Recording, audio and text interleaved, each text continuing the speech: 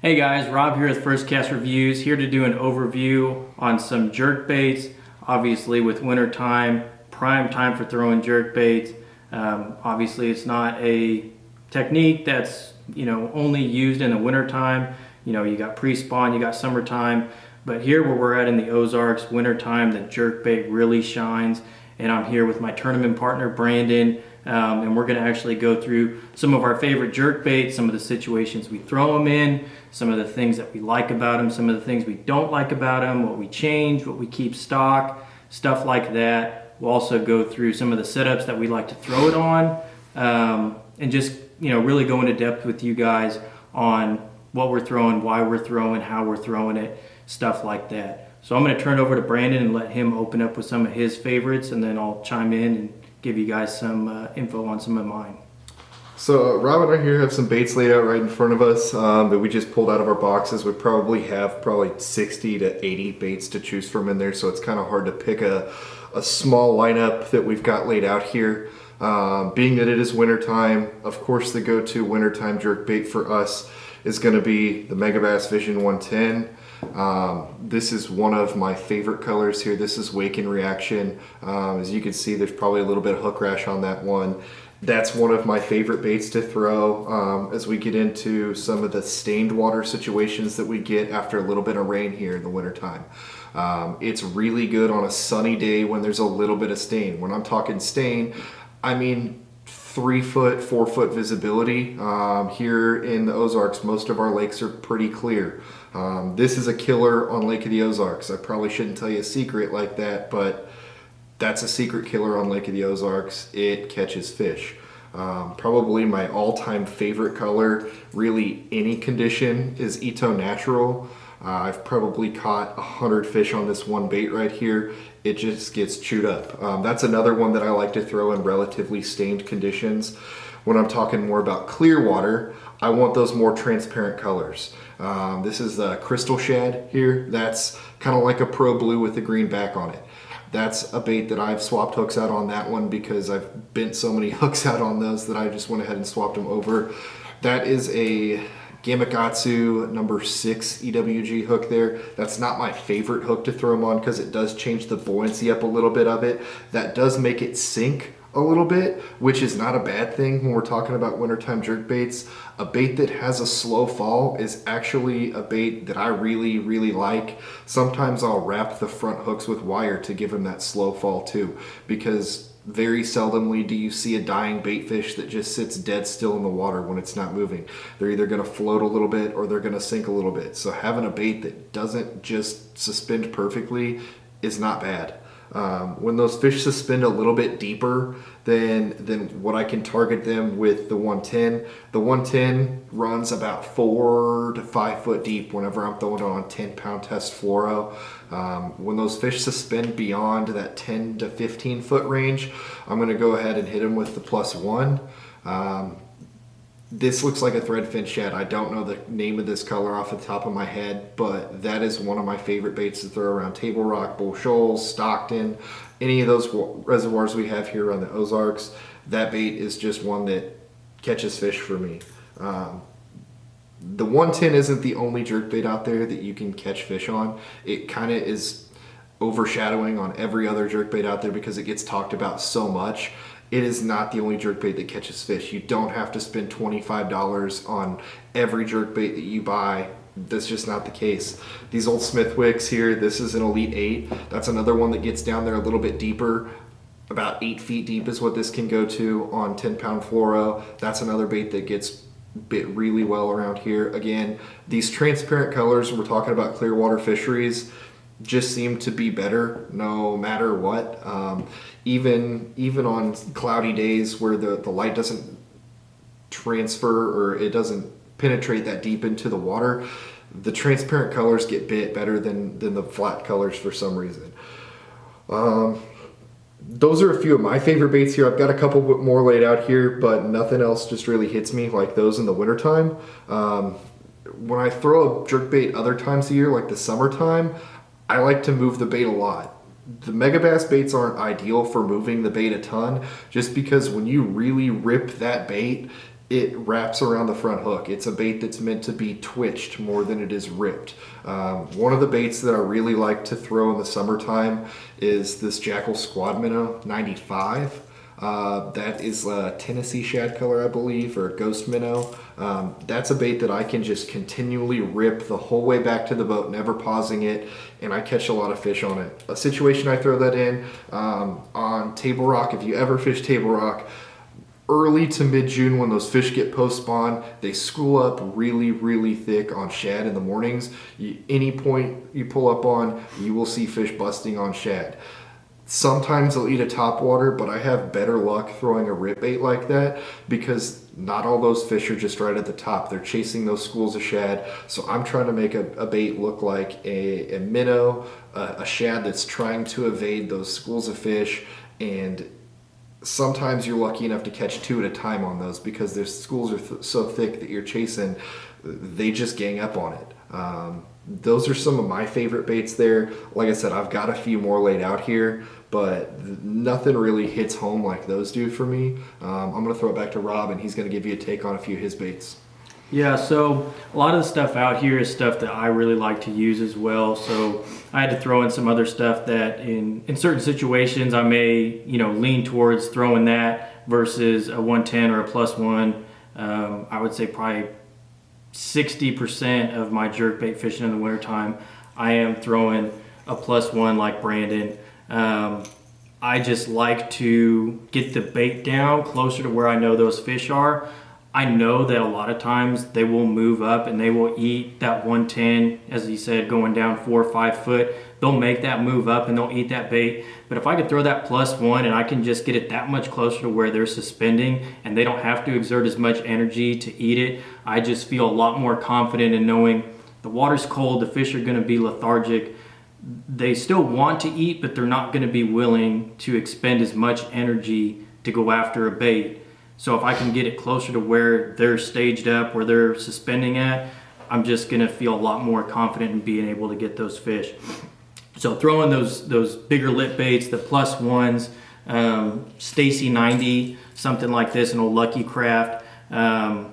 Obviously this having a lot bigger bill than the 110.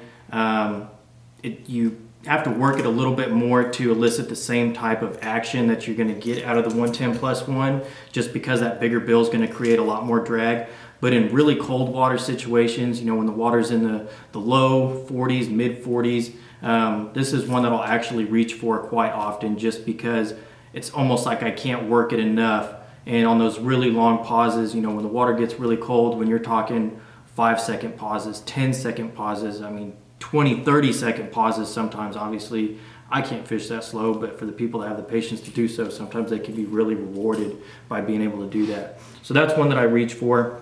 Another one, same kind of thing as the Stacy 90, is the +2. This doesn't seem like a lot of Megabass fans are as big a fan of the +2 as the original 110 or the 110 +1. I do like it in those colder water situations for the exact same reason that I like that Stacy 90. I'm able to work the bait, get it down deeper. I'm able to get a really subtle action out of it. I don't want anything too erratic. When the water's that cold in the low 40s, upper 30s even, the bait fish are going to be very, very, the movement that they're going to make as they're dying is going to be very minimal. So, just a little twitch, long pauses, real subtle movements. Like Brandon said, weighting the front hook, suspend dots, lead strips, whatever you want to use. Keep that head nose down, even if you get a little bit of sink out of that bait. Tuning them, taking the time to do so. Obviously I haven't with this one, but taking the time to do so can really, really produce for you. So this is another one that I like to reach for. This is the matte shad color. Really like this color. Doesn't have a lot of shimmer to it. Real subtle, works great in clear water situations. But like Brandon said, the fish do like the more transparent colors, it seems like. But in our lakes, we do have a mix of largemouth, spotted bass, and smallmouth. And if anybody knows anything about smallmouth, they are notoriously aggressive and they hit weird colors that don't really make sense. For some reason though, this is a Table Rock shad color, Smithwick, suspending rogue. kind of old school, but this thing, it gets bit. The smallmouth, they see that chartreuse, even in that clear water, it's almost like they take it as a personal challenge to just eat this thing. These baits are not obsolete. What people say about with megabass now, the Smithwick Rogue still gets bit. Still have one tied on. Even if you're throwing a Megabass Vision 110, they will still eat a Smithwick Rogue because these fish get so conditioned to seeing the same baits time after time. We're talking about Table Rock Lake. We fish Table Rock quite a bit. Those fish are so pressured. So when every fisherman throws a 110 all the time, they don't see a Smithwick Rogue anymore that often. So when you do have one tied on, that's just a little bit different, something they haven't seen every time that you're out on the water. They'll eat it. Yeah, absolutely. And that's one of the reasons I like to reach for it, because I know, some of the old timers, you wonder why these guys and these, old Rangers, like early 90s Rangers, they come into these tournaments and they're weighing in, just friggin' sacks. And they're like, man, how are these guys catching them? It's because they kind of stay old school, and sometimes that can hurt them, but a lot of times it can really help them, because like Brandon said, those fish get accustomed to seeing baits, they get accustomed to the action, they get accustomed to the noise, they get accustomed to everything about them. I mean, these fish are conditioned, they are very, very well educated. Table Rock, extremely highly pressured lake, lots of big tournaments throughout the year. Those fish never get a break, and if you want to come out on top, you really have to adapt to doing something a little bit different. So always keep this out, keep it tied on. Another one. So this is one that I just started experimenting with, I guess really early 2019. I'm a little bit behind the times, but finally broke down, bought a few. 6 cents provoke, 106. Really good bait.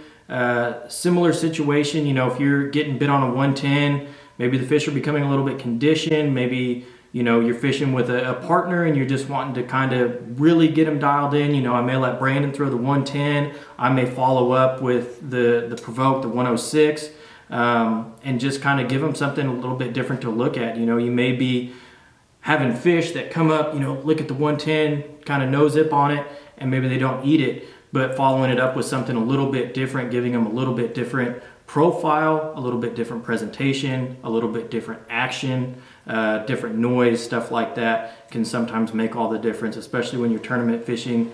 You have to be in the mindset that you guys are working as a team. So it's not about who can catch the fish, who can get them in the boat, whatever.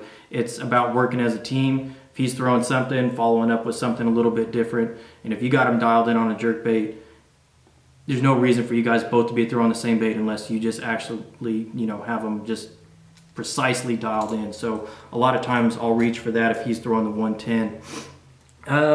Some other ones to... What's that? So this is one worth mentioning.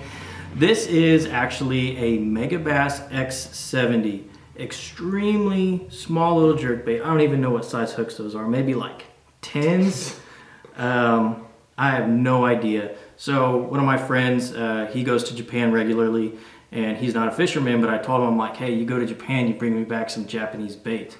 And in Japan, a big thing is actually reselling baits that people buy, maybe don't use them, still in the package or lightly used or whatever, and they resell them at these shops. Well, he, I guess, recognized the Megabass logo, maybe from something that I showed him at some point or whatever, but he ended up bringing this back to me. I haven't got a lot of time to throw this thing. Obviously have to throw it on spinning gear. I mean, 6-pound test, 8-10 pound braid to like a 6-pound fluoro leader, on a pretty, light jerkbait setup, like maybe a 1500 series reel or something like that. But when you have really small bait, I could see this thing being just an absolute killer. I mean, you see the sizes of these other baits, they're all, that 100, 110 millimeter mark.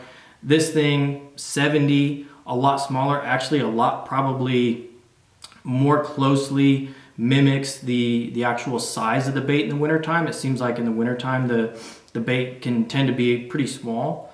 Really good color. I have no idea what color this is, but something that, I think that if you are getting some jerkbait fish, but maybe they just seem like a little bit finicky, a little bit lethargic, it doesn't have to be a bait just like this, but maybe try downsizing to a smaller jerk bait, maybe go into a spinning rod setup. And especially, if you're fishing really cold conditions anyways, if you're fishing anything below freezing and you're fishing a jerk bait, you're going to have the plague of having to deal with ice in your guides. It's going to tear up your fluorocarbon. It's going to be something you're going to fight and cuss all day. But going down to a spinning rod with those bigger guides, you'll actually be able to fish the jerkbait. And a lot of times those really cold situations, the jerkbait bite can just be absolutely fire. So you definitely want to be prepared. And like I said, if they're highly pressured, finicky, you need to give them something a little bit more finesse. Try to find you some little baits like this, some little jerk baits. I think those could really produce for you. And also to add on that, when he's talking about fishing that high 30s, low 40s degree water temperature, don't be afraid to throw some wild, crazy colors at them. We really don't have anything with it's just a loud, obnoxious, crazy color. They will eat those crazy looking colors when the water gets that cold because it just grabs their attention. It's something that they don't see. So they want to rise up, they want to look at it, and these are all reaction baits. As soon as you rip that meal away from them, it triggers an instinct for them to eat it. So those loud, crazy colors get bit really, really well when that water gets colder than most people like to fish. Why don't you talk a little bit about the 110 silent riser, because I think all of these jerk baits. These are all suspending jerk baits aside from the silent riser. This is a really good bait in post spawn conditions. I believe this color itself is called Spawn Killer. I have weighted this one right underneath the nose with a suspend dot. That is merely for the fact to when it does rise up, it rises up nose down. It's a bait that I rip pretty erratically, but still I pause it. Just let it sit at the top. Those fish that are post spawn, they are ready to eat. They are starved from spawning. They're ready to eat. Now this one doesn't have the weight transfer that the regular Vision 110s do, and because of that, it gets its name, the Silent Riser. It's silent and it floats up to the top. But that is a really good post-spawn bait right there when the water starts to hit 70, 72, when those fish pull off those beds and they're ready to start eating again. As soon as you start thinking about topwater, but those fish aren't yet committed to a topwater bait, pick that one up because that one will get bit. Yeah, absolutely.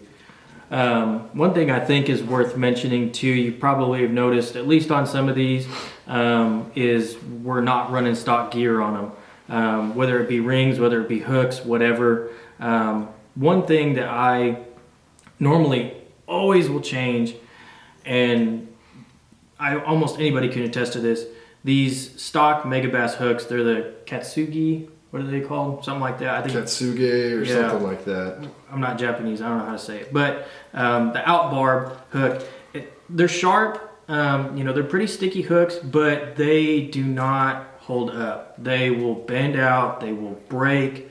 Fish will tear them to pieces. Smallmouth spotted bass, really aggressive fish. They will just murder these hooks and just absolutely destroy them. So one thing that I typically will always do is I will change out my hooks. One that I've been experimenting with, have had good success with. It is sticky. It's it's solidly built, so it holds up well, and it's also got this NRB coating, nice and slick, and it doesn't really affect the suspending nature of these baits. Sometimes you switch out hooks and rings, your suspending bait may start to sink, may start to rise, whatever you may run into. But I've been having really good luck with these Hayabusa TBL 930s with that NRB coating. These are a size 6. That's typically what I'll run on all of my 110s, my 6 cents provokes, stuff in that kind of size range, that half ounce, that 105 to 110 millimeter size bait. Even the old Smithwicks will run those size 6 hooks on there as well. I've had really good luck with these. I don't really have anything bad to say about them, especially jerkbait fishing. They penetrate well. Like I said, they hold up well, and that's really all you can ask for in a good jerkbait hook. Like Robert said, I switch out some of my hooks too. I am a fan of the Megabass hooks, in the fact that they are sticky sharp and they hold on to fish. The downside, just like he said, is they bend, they break, and they're super fragile hooks. So VMC makes an outbarb hook similar to the Megabass hooks. They seem to be a little bit better. That's probably kind of hard to see, but if you are a fan of that outbarb hook there is another option from VMC. I honestly don't know what the name of it is. I think it's just called the outbarb hook. But that's another sticky sharp hook that seemed to hold up better than what the Megabass hooks do. They're just a black nickel hook. They don't have a coating on there. But yeah, that's another good hook. And this here, those are just a stock Gamakatsu number 6 treble, short shank treble. That does have a coating on there. I think they call it a nano coating. Similar to the coating they put on those G Finesse hooks that they have. Those are a little bit heavier than what your stock hooks are, so it will affect the buoyancy of the bait. This does make it sink a little bit. Like I said though, there's nothing wrong with that bait sinking some. It triggers a different bite than you have when the bait just sits still. That about covers everything we have out here. We've got some setups laying over here that we're going to talk to you about the rods, the reels, the line, and stuff that we like to throw a jerkbait on. And for different baits, we have a little bit different scenarios or such setups that we like to throw a bait on. We've got different opinions on rods, just like everybody else does. It's hard to find two guys that like the exact same setup to throw the same thing. So these are more or less suggestions that what it is you have to throw your jerkbait on exactly what we're telling you. Yeah, absolutely. I'll let Brandon cover one of his first, and then I'll talk to you about some of mine, and we'll talk about the similarities and the differences that we run into with both of them. So this is a Lew's jerkbait special. I've got it paired up with a Lew's custom speed spool. It's a 7.5 to 1, and I've got it spooled up with 10-pound fluorocarbon. What I really like about this rod is that it is a moderate fast taper on a medium power, because these are treble hook baits. I am a fan of slower tapers on throwing anything that is a treble hook bait, because the rod one is going to do everything for me on setting the hook. I don't have to jack a hook set on these baits, more or less almost like a drop shot. You reel into them, you put pressure on it. As long as you keep pressure on them, they're going to hook themselves. So they've got 9 hooks to pick from up here to get themselves hooked. So I don't have to do a lot of work to do that. With the 10-pound fluorocarbon, that allows that bait to get down to the maximum potential diving depth. When we're talking about a $25 bait, I really can't go any lighter than 10-pound fluoro, because there's just situations that we're fishing around brush piles and cover that I want to get that bait back. If I do hang it in there, I want to drop a lure, knock her down there and see it again, because I don't get paid enough to drop $25 baits in brush piles all day long.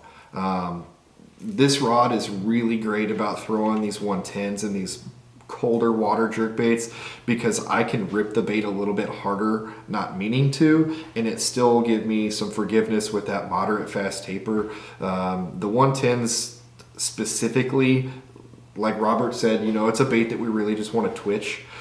We don't have to work it very hard, because we don't want it to blow out. It's a bait that's meant to just go side to side to side and then pause. That means throwing slack in it. Whenever you jerk that bait on a tight line, it's just going to dart straight back to you. So we want to rip it on that little bit of a slack line, let it pause, rip it again. Getting a cadence down is something that is just every day's a little bit different. When I do a cadence, really, the first time I hit the water, it's a jerk, jerk, pause. And if that doesn't work for a while for me, I'm going to jerk, jerk, rip, pause. And I'll switch it up. I mean, let the fish tell you what's going on, because when you get bit, that's kind of an indication, okay, that's the cadence I want to throw. You catch one fish, you got lucky, you catch 2, you're onto something, you catch 3, you figured it out. So let the fish tell you what they want. This is one of my favorite jerkbait setups I've ever owned. I started fishing this one middle of last year, and I really can't put it down. I've got one that costs way more than this does. This is still my favorite. So Let's have Robert talk about one of his that he likes over here. All right, no poking fun. I'm a little bit old school. Actually, I might just turn it this way so you can actually see. So before Bass Pro came out with their Carbon Light series, they had this series called Pro Finesse. This is the OG Carbon Light, a Pro Light reel. Back in the day, I couldn't even tell you how old this setup is. I would say probably 15 years old maybe. I've had it forever. But no matter what, the new stuff on the market, the things that are available to me, I still find myself picking this thing up, still using it. It's beat to heck. It's got the old cork on it. And I love this rod for throwing a jerkbait. I have a Jackal re-range on here. Another bait that we didn't really get to talk about, but a bait that I really, really like. But going back to the setup, so like Brandon, 10-pound fluoro, Sunline Sniper, pretty standard.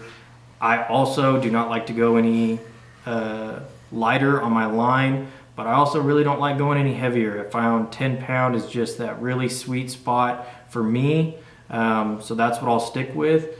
As far as the rod goes, this is a 6.9 medium light action. It's almost it's a moderate fast tip, almost a moderate. So I really get to move a little bit more in the wintertime when I'm working this bait, which helps keep my hands and my arms warm. Having to do actually a little bit more work. But like Brandon said, you know, a lot of times your jerk pause, those pauses can be really long. So this rod, when a fish does load up on it, it's just nice to just be able to reel into them, keep pressure on them, lean on them. I don't have to set the hook. I don't have to worry about jerking it from them. The rod's nice and soft. It's still got a decent amount of backbone in it. And I'm a sucker for old school cork. I mean, I know the EVA foam, it's comfortable. I have a bunch of rods with it. I have a bunch of rods with wing grips. I have a bunch of rods with all of that new stuff. But I still really like the old school cork.